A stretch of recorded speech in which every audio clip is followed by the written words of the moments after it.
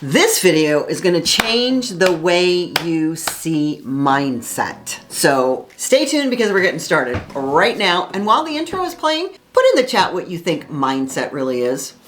We're starting right now.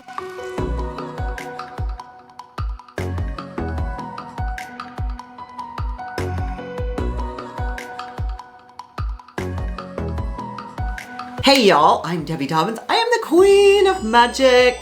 And when I say magic, I just mean that the way the world works is magical. And if you aren't tapping into that magic, then you're really doing yourself and everybody that you know a disservice. What I want to talk about today is change the way you see the idea of mindset. The interesting thing about language is that you get very attached to whatever the word you believe means because of your experiences, just like our beliefs. And so this idea of mindset is out there. And I was actually just doing a live on all of my platforms. You can go watch it on this YouTube channel. I was sharing how mindset is like the word exercise. When you say mindset to someone, everybody has their own version of what that means. Just like if I were to say to you, why don't you get out and exercise more? You might think, well, I need to run, I need to walk, I need to do push-ups, I need to do strength training, I need to do yoga, I need to dance. See, the word exercise is so inclusive of so many things, as is mindset.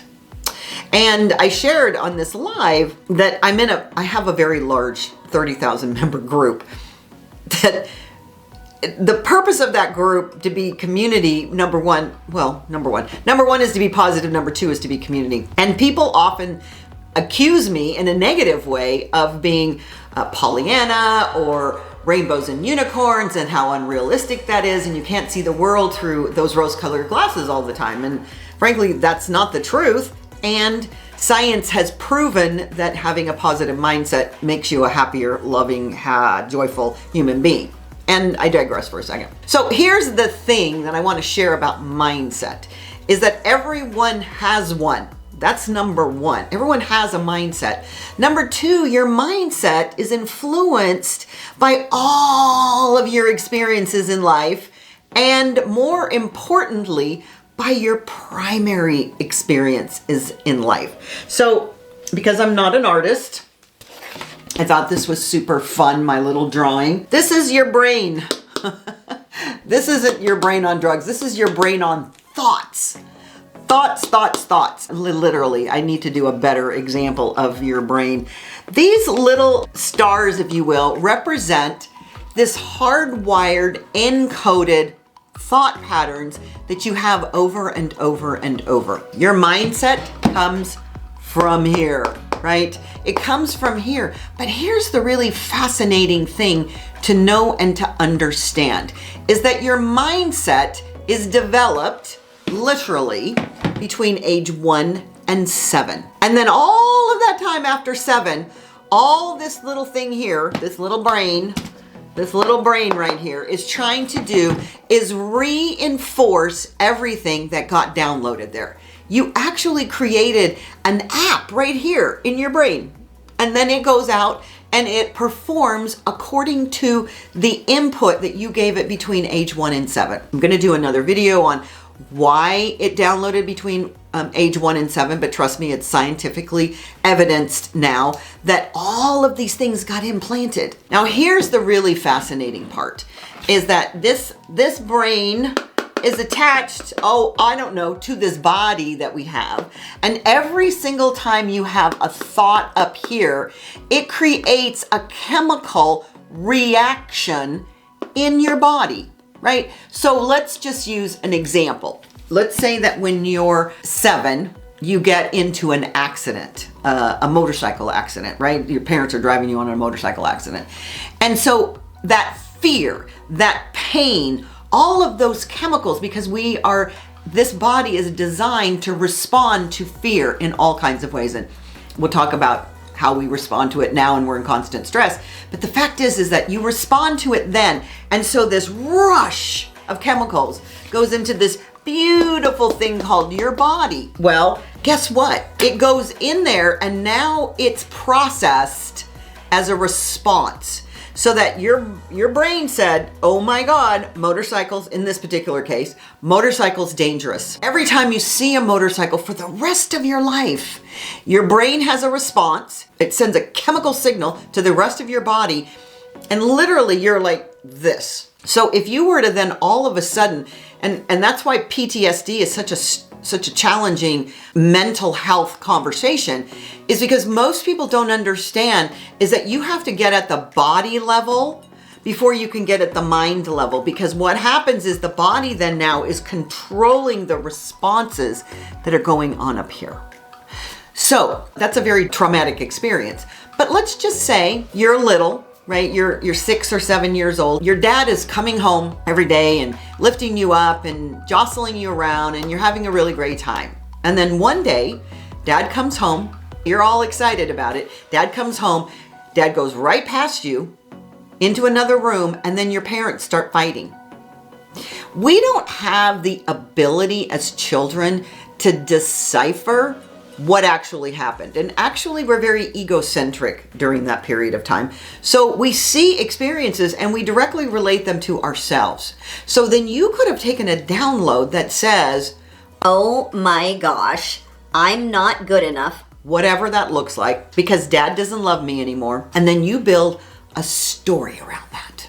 And every single time it happens, then after, which this is generally going to be directly related to your parents, have nothing to do with you. That's why when parents get divorced, they want to assure their children that they love them. We just don't love each other. But you know that falls on deaf ears, right? Because the children have already incorporated the fact that somehow or another, they are responsible for that experience. The truth of the matter is that we have this incredible creative mind that makes up stories based on our experience and our egocentric beingness, that the whole world is revolving around us, and that event has something to do with me, and therefore I am fill in the blank. I'm not okay, I'm this, I'm that, or whatever. And it goes on and on. And I think one of the greatest things to look at is all of the messages that you got, not only from your family unit, but from the world at large. So I've been on the planet for a really long time, and I remember still as a kid, a couple of things that really had an impact on me. One of them was that back in the 60s, we have nuclear bomb drills, which in hindsight, it is hysterical. So as a little kid, what I was told is to get under my desk, not even a desk like this, a desk with just 4 spindly legs, get under the desk as a drill, because the nuclear bomb is going to hit from Russia. So here's the messaging. Russia bad. I can save myself from a nuclear explosion by getting under a desk. And I need to be afraid of something outside of me that might hurt us. And school and the government are here to protect us. Now, frankly, as a grown-up, I don't see any of that as truth. But the fact of the matter is that what you want to know is, where did some of these ideas come from? Another thing I was tapping into as I was getting ready to shoot this video, I was putting on makeup because, if you follow me at all, I don't like to wear makeup. So I do it only for my YouTube channel from time to time. I'm succumbing to peer pressure. But here's the thing is that I feel like I'm getting a little wart right here, or there's a formation there. And all of a sudden I'm meditating and visioning about that being healed, whatever it is. But I had forgotten that as a kid, a little kid, I had warts all over my fingers. And I can't imagine what download that left with me, but there is a part of me and my beingness that constantly shows up in the world feeling like I'm not okay in an appearance way. Now, I know that women in general have that, right? We don't like this about ourselves. We don't like that about ourselves. Here is really the most important thing to recognize is that there are stories after stories after stories of people that have risen above scarring, injury, malformation in any number of ways. You can search the internet for stories. There's a woman that I was recently watching. She was in I believe a forest, completely burned head to toe. She should have died. She should have died. And her body has had multiple surgeries. She's gone through so much pain. Most of her hands are gone. Her fingers are gone. I mean, they're just little tiny stubs. You can tell from her face how many surgeries she's had to reconstruct the skin around it. And you know what? She's one of the happiest people, well-adjusted mindsets on the planet. So when I find myself feeling like, well, I don't want to be on camera with a potential little thing on my nose, or I've got, there's a cleavage here, but it's skin that's getting older because I'm almost 70 years old, or I've got, wings under my arms. I work out on a regular basis, but what happens when you're old? Gravity takes over. And no matter how many times I work out, unless I'm doing it 24/7, I'm pretty sure I'm not going to have a hard body like a 20-year-old. Maybe I will, maybe I won't. That's a mindset too. But what I want you to know is that you get to choose, literally, you get to choose every thought that goes through this mind.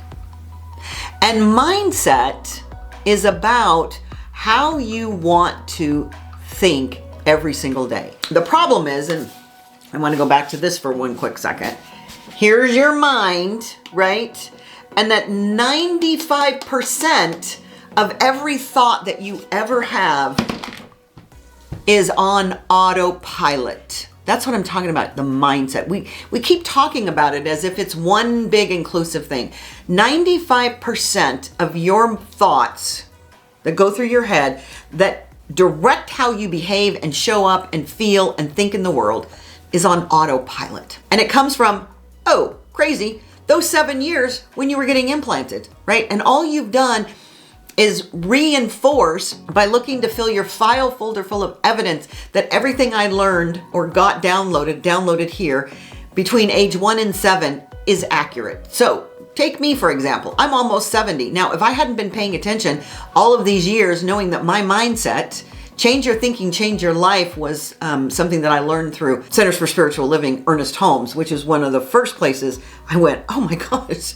But it's not just about your mind and your thinking. It's about incorporating it internally. So if you got this subconscious thing, the subconscious mind, this 95% that's saying, nope, wait a minute, that's not part of our program, you have to be very conscious about it. And I am gonna just go back real quickly to my group. Constantly I hear, how can you think that everything is sunshine and roses? And the fact of the matter is happens. Absolutely. Oh my goodness. As a matter of fact, when you're changing your mindset, stuff is going to come along that's going to challenge every idea and belief that you're now attempting to implant in a different way, a more positive way. That's just the way that it works because you're so locked in to how you think and believe right now. The good news is if you do it one bite at a time, just like eating an elephant, you are going to have some flippin' magic happen in your life. And that's all I could ever want for any woman at any age, but more importantly, women that are my age, right? That are 40, 50, 60, 70, 80, 90, and 100.